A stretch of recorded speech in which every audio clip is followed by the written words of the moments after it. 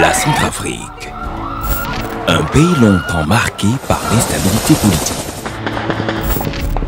détruit par des années d'exploitation et de guerres qui ont eu de graves conséquences humanitaires.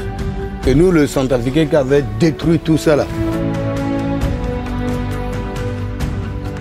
Ils ont brûlé la hutte avec les enfants.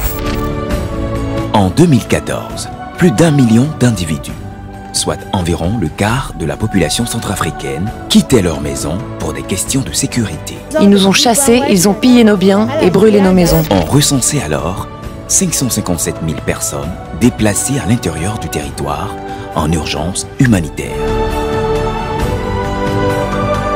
Une nation en détresse, affaiblie, traumatisée.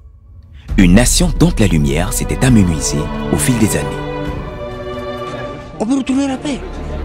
Convaincu que les ténèbres ne pouvaient durer à toujours sur cette nation, l'Église de Christ, à travers le ministère Message de Vie, s'est levée en prière et en action pour que la puissance de Dieu soit manifestée dans ce pays. Ils sont venus avec la parole spirituelle. Nous remercions beaucoup. 4 semaines d'une campagne intense baptisée In Centrafrique, organisée par le pasteur Mohamed Sanogo à travers le ministère Message de Vie et les églises Vase d'Honneur en collaboration avec des églises de Centrafrique fut déployée en 2014 sur l'étendue du territoire.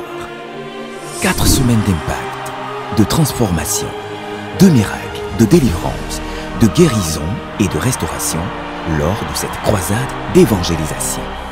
De nombreuses actions de compassion ont pu être réalisées en faveur des veuves et des orphelins.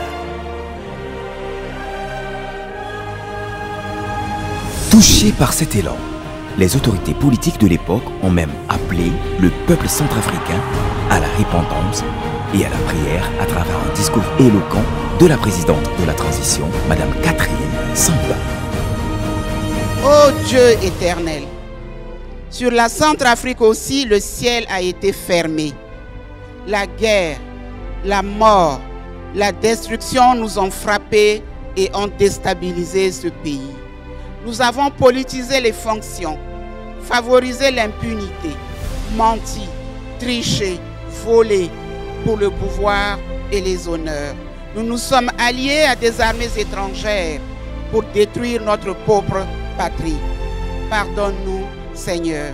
Mais où est la Centrafrique aujourd'hui? Et réellement, les démons sont partis de la nation. Donc il y a beaucoup de choses spirituelles qui se sont passées. Si seulement si Dieu ouvrait les yeux des gens de savoir cela. Et donc c'était pour libérer entièrement et totalement notre nation. Résolument en marche vers sa restauration et sa guérison totale.